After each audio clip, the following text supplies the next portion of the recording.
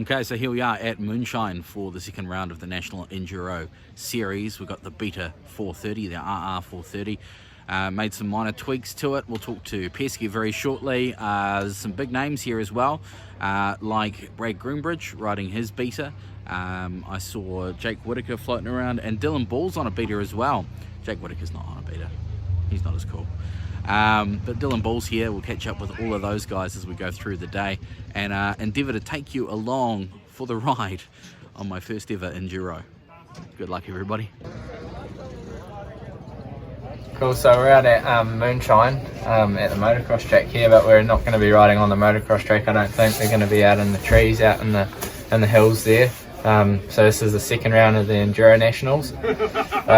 So basically we got two 50-kilometre loops that we're going to do today, and in the first loop I think we got three terrain tests, Dylan? Yeah, three terrain tests. What's a terrain test? What does that mean? So we got like normally a time section. So the whole loop sort of time, we got to keep to a certain time on that whole loop, and if we go over that, then we get time added to our overall time for the day.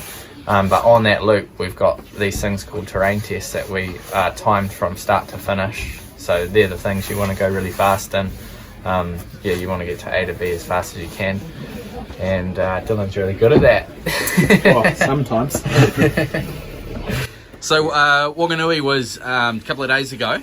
Yep. Dylan, you did quite well. Yeah, did alright. I won the day overall, but mainly just on the bush test, the cross test, which was in the paddock. I was only getting like fourth in, but yeah, made up some good time in the bush, so I was happy with that. Nice. Jake, how did you go? I was out the back door, unfortunately, in Wanganui. I was 15th overall. So yeah, struggling a little bit with the Enduros, not knowing, like I was started on minute 15, which is like a lot of the faster riders will be on an earlier minute, and when you're up around them, you can kind of judge a little bit how you're going. Like if they pass you in a terrain test, if they've started behind you, you obviously know that you're not as fast as them. If you pass them, you obviously know you're doing better. You know how to. It's a little bit easier to judge how hard to push. When you're sort of riding by yourself or around slower riders at the back, it's a little bit hard to know how fast you got to actually Feel go. like you're going fast because you're still passing people. Yeah, you're feeling like you're going fast because you're still passing people, but the people you're passing are generally the slower people. So hopefully today I've got an earlier number that should help with that. But yeah, see how we go. What kind of terrain are we looking for out here?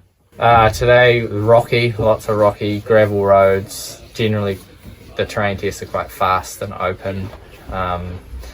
Bit of clay. It's quite slippery. It will be slippery today. Looking at the weather out there, it's pretty wet. And it has been wet leading up to the event. So yeah, it'll be greasy. Awesome. Thanks for your time, team, and have a good ride. Dylan Ball, former trials champion in the country, and now riding a Beta 300 two-stroke. Yeah. Hello. Hey, how are you? Good. Well, it's not about me, it's about you. How are you? Yeah, I'm not bad. Pretty excited for the race. Should be a pretty good time. But yeah, pretty amped to be back racing after a while. Did you do Wanganui? Nah, couldn't get up there. Okay. Yeah, but I'll be doing the rest of the series. It'll be good fun. Get up to Martinborough after this, but yeah, it's a pretty fresh bike. Pretty excited to get start riding with the big girl again. But yeah, it should be a pretty good time with the boys. Do you know what we're expecting here today? Oh, it's going to be a pretty brutal day today. Possibly a lot of roads. So pretty fast TT, so it's going to be pretty full on. Pretty long loop today. I think it's about 3 of 50k. So yeah, it should be a pretty brutal day here in Wellington. How's that knee? Oh, it's getting there. Kind of just getting back into things. Just slowly easing back into it. But you know, I've had a few hours on Earth, but everything's feeling good, and I'm feeling pretty prepared for today. Well, she's looking nice and shiny. Let's see if we can change that. Yeah, hopefully. Cheers. Time to catch up with Pesky, official Beta service agent. Pesky, where are you based? I'm in Shannon, but the lower North Island, I can help you out, I will. Nice. He's already sorted out me RR 430. What have we done with the shock? Well, we've made it reduce the high-speed compression a lot because there's a lot of stuttery bumps in this area, and the high-speed compression is what stops you getting pinch flats and those sort of things on little sharp edges, and stops the bike kicking sideways off bumps. And we put the tyres down to 13 psi. Yep. Now, we would normally go lower, but you need a tubeless to go lower in here, or a moose, because of the number of rocks and the chance of a pinch. Now, I have never been to an Enduro before. Tell me what we are doing here today.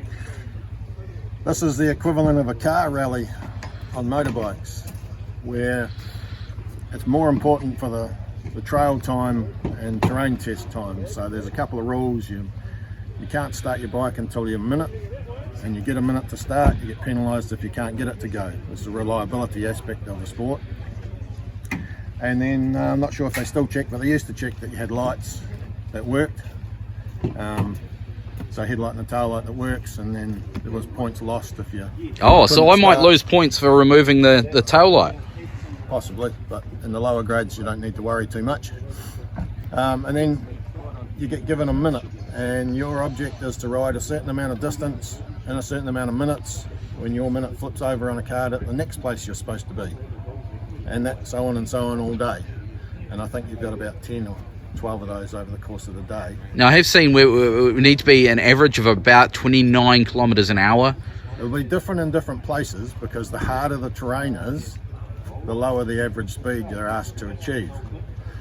So if it's a easy gravel road, they'll ask you to achieve 36, 40 kilometres an hour, because that's easy to do. But if it's first gear gravel in the trees, where your handlebars don't fit between the gaps in the trees, and it gets really nasty like that, the speed average will come down to 12 or 16. Well, I've got a day for it. There's almost a piece of blue sky up there, but it's only a tiny little bit.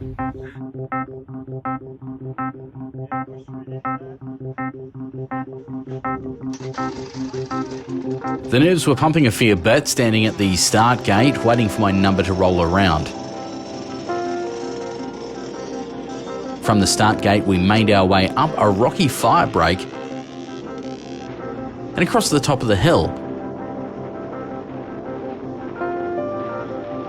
Unfortunately, this was where my reality check started. Coming down the first hill through some pine trees, we came up on a very steep downhill section. With all the rain the previous week, the ground was soaked and I had very little grip.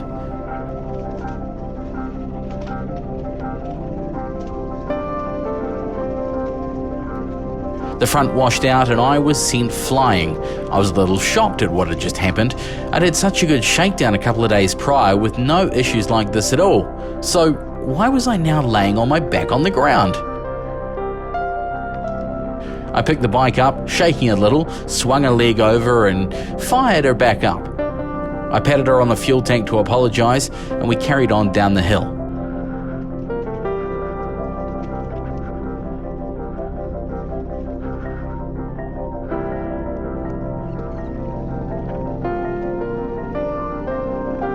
The track plateaued a little and I came around a right-hander straight into another steep downhill.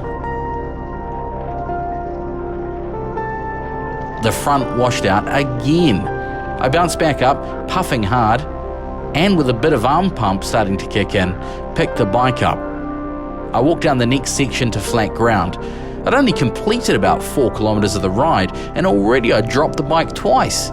This was not shaping up to be a good ride. Riding to the bottom of the hill, we had to cross the road and ride past the car park to continue the trail. I contemplated bailing through the tape and back to the car to lick my wounds, but I didn't because that wouldn't make a very good story now, would it? I barreled through the river and was met with the start of the first TT, or timed section. How are you? You want my card? No, only when you see a clock. Okay. So this is a TT, this is your speed section. Up the hill. Just ride it and have fun, okay? Okay. Someone will stop you and ride all this down. Rightio. Start when you're ready. Yep. Have fun.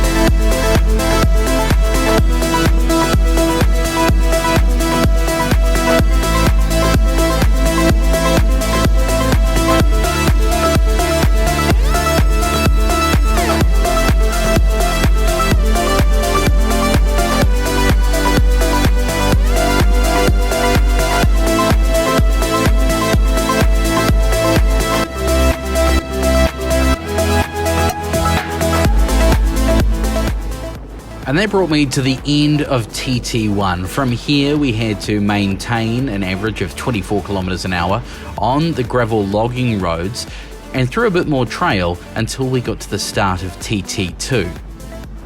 Before I got to the start of TT2, however, I learned a very valuable lesson, and that was to stick to the track. I came down this hill and I saw a little tuft of dirt. I thought, I can skirt around that, not counting on the fact that the grass was sopping wet.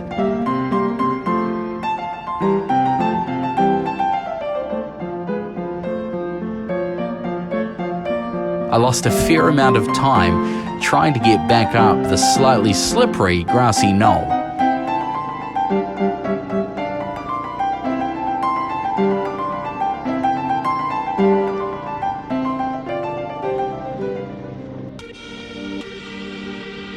Finally, knowing that I'd wasted far too much time and was running low on gas, I came up on TT2.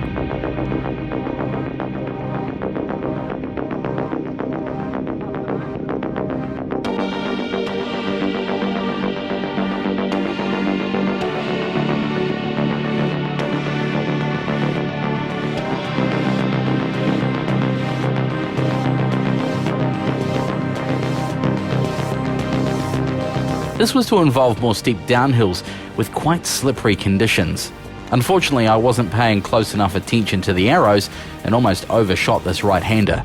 Turning around, I shot off down the track to be met with another slippery downhill.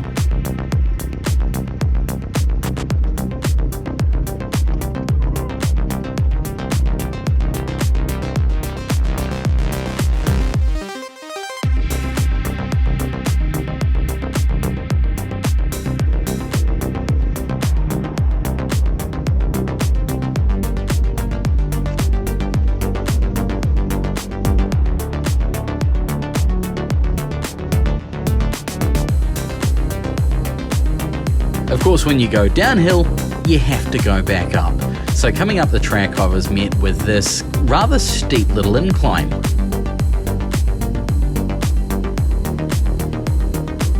Which then turned into a long uphill slog through one of 3 wheel ruts.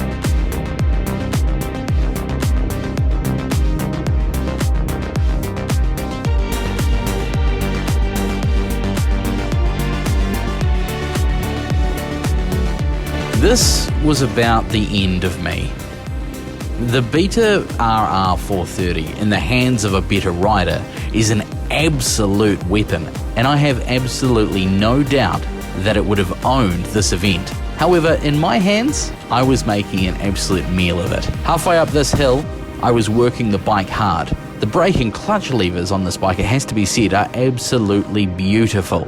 And the Maxxis tyres provided ample grip, but I was struggling to keep the power on, and I ended up close to overheating the bike. I paused here, gave the bike time to cool down, and then nannered it to the top of the hill where the logging road was and waited for a marshal. From there, we refilled the radiator on the bike and nursed it back to the car park. I never got to complete TT2 or attempt TT3, but my Enduro was over. Okay, well I'm 18 Ks into what I believe to be about of a 30k first stint with 3 TTs, time sections. The Beta is doing better than I am, I gotta say. It's a fantastic bike. The clutch lever is so beautifully light. It's got heaps of traction. It's well weighted. The tyres have a lot of grip under acceleration, but not a lot of grip when I'm going slow, which is, you know, it's all down to me being shit. And I just overheated the bike on quite a gnarly uphill section behind these trees here. So I'm in the middle of TT2. I'm gonna get a terrible time. I'm contemplating just bailing back on the main road back to the car park, but we'll see. I can hear lots of bikes having a lot of fun down this hill down here. They're really rocking it up, and there's some wheel tracks here leading up there, which is not something I'd like to climb. So I don't know, I'm gonna catch my breath and find out have a think about what to do.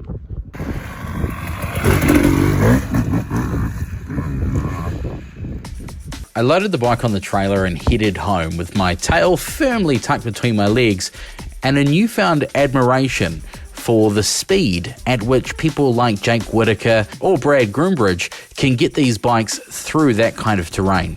Thank you very much to the organisers of the New Zealand Enduro Series for putting on a fantastic event.